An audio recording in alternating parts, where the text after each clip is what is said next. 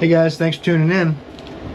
Got another jump box to test. We've been testing a lot of jump boxes lately. Apparently some of these companies really enjoy selling jump boxes.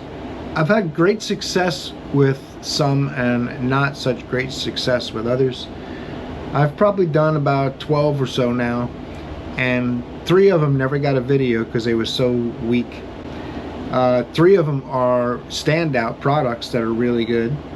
This video is going to be about one of the products that's actually pretty good for me. I've had good results.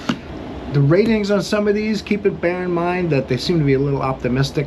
If you know anything about electricity and how that works, the size of wire that comes with the unit tells you how much amperage it can actually flow. If it has a smaller wire that's not even as big as a regular battery cable, they probably don't flow more than 1,000 amps or so, 800 amps, and that would just be at a peak.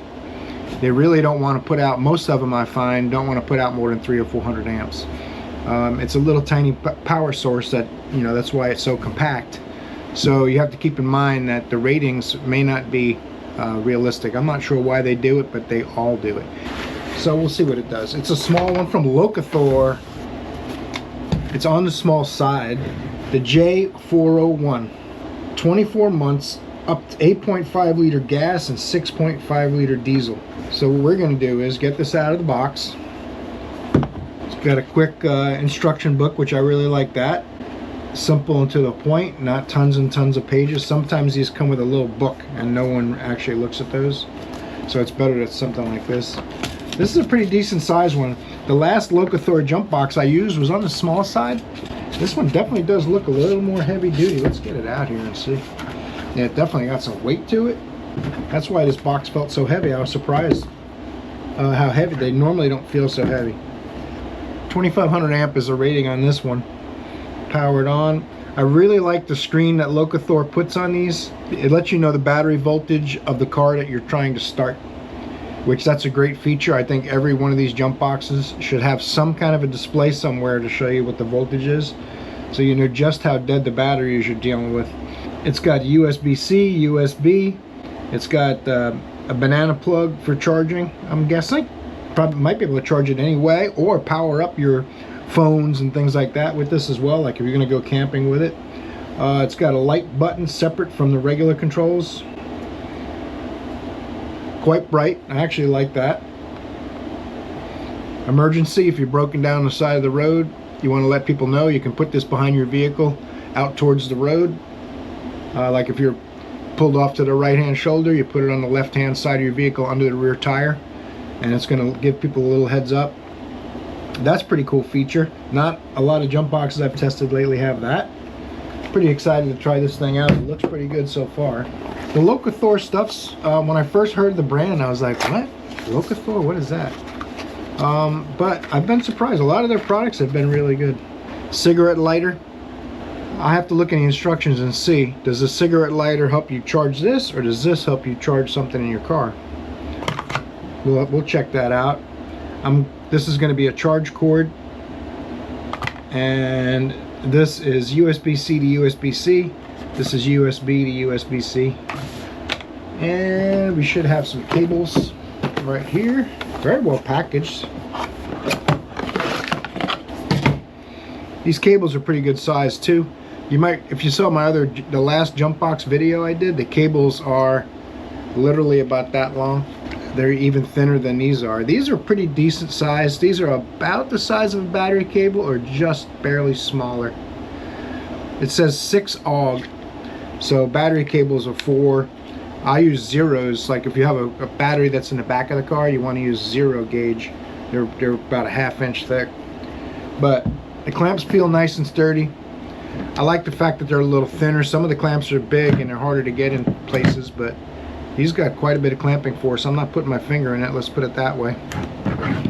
So now we got this out of the box. So we got good cables. We got a rubber cap for our plug to protect it. You keep this in the trunk of your car in case it gets dampness or anything, it won't hurt it. There's also rubber plugs for the tool. What I like about this design, unlike the last one, this doesn't turn itself on when you plug in the cables, I don't believe.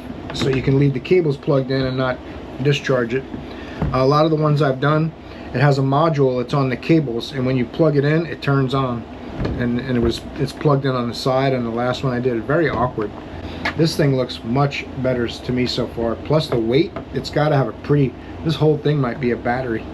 Let's try it out. Let's stop talking about it, get it in the shop, see how this bad Johnny functions in the shop. The J401 from Lokithor.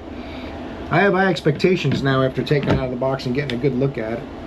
After we've used it in the shop for a week or so, I will give you my thoughts, and we'll finish up this video then once we've actually used the tool. Right now we're just going on my hunches based on appearance and feel, and so far so good. We got the J401. We're going to go ahead and see if this thing will jumpstart a Ferrari. There's my ports for a power outlet. I need my port for hooking up my cables. These are a little much longer and nicer than the last jump box I tested.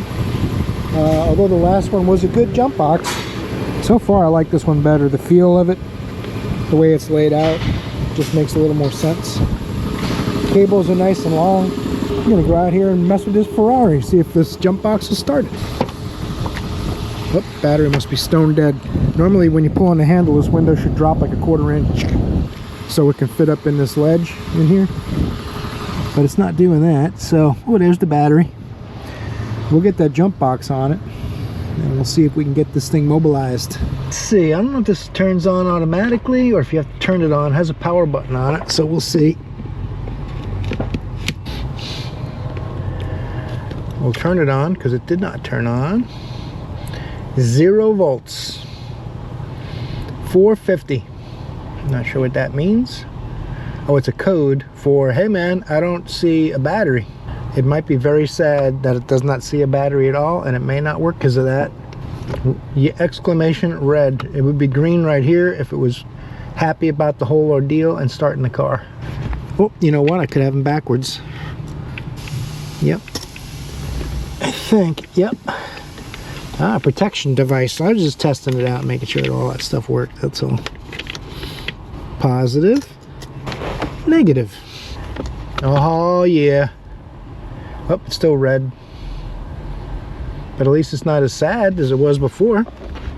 Saying I don't see any volts. There you go. I held the button down, forced it on.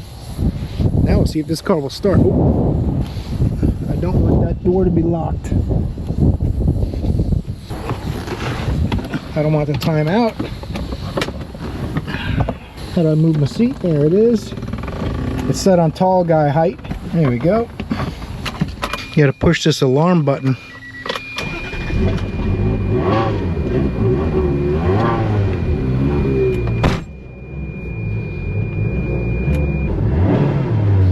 Doesn't run very good, that's for sure.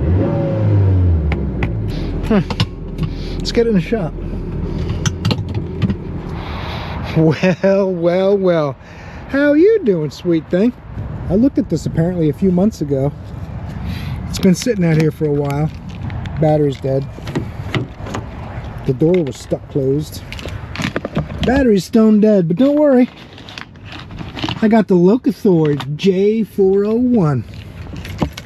We're gonna make some things happen with this jump box. This thing is, so far, this thing's a beast. It got drained on the Ferrari overnight. Yeah, nothing, not even a dash light. So, we're gonna put this J401 on there. We'll see how it does. I'm gonna guess it'll do fantastic. So far, see, this one's rated at 2,500. The last one I looked at is rated at 6,000. This one's much more accurate. I like that. All right, this car from yesterday. Oh, I forgot to put the battery on charge. I hope the battery, let's see. We'll try out the J401 again. If not, oh, that's, yeah, nothing came on the dash. No lights. No. Oh yeah, she's no good. Probably needs a battery too, because I didn't charge it, but it did have a little bit of time running, pulling it around. It either has an amp draw or a bad battery. Positive,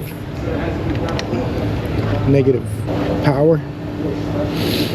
Some of these will turn themselves on, some of them won't. 0 volts. Oh,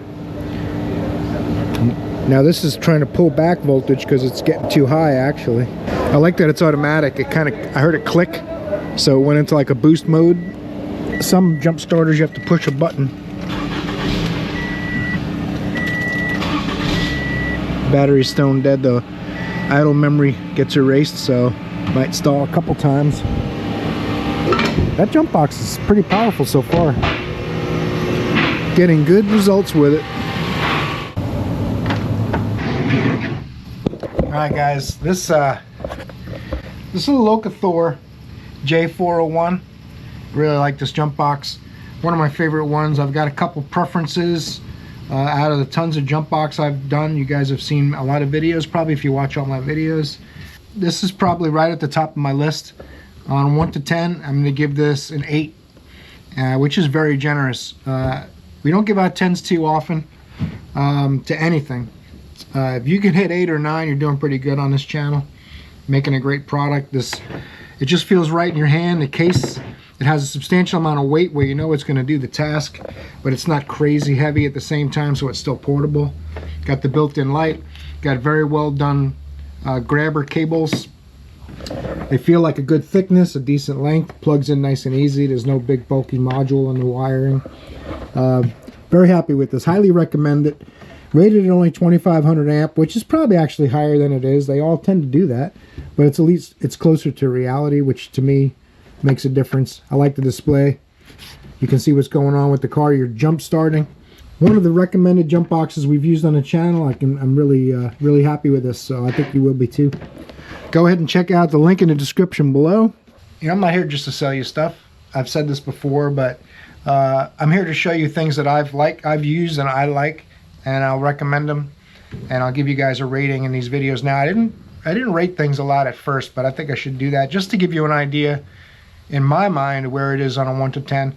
Some people may feel differently when they try a tool for themselves compared to what their experiences are, but anything above a 5 is worth buying, and the closer it is to a 10, the more you're going to get for your money. I think that's how I'm going to look at it overall. I'm not going to rate, you know, colors and appearance and weight and all different categories. Just one category. It's all we really need.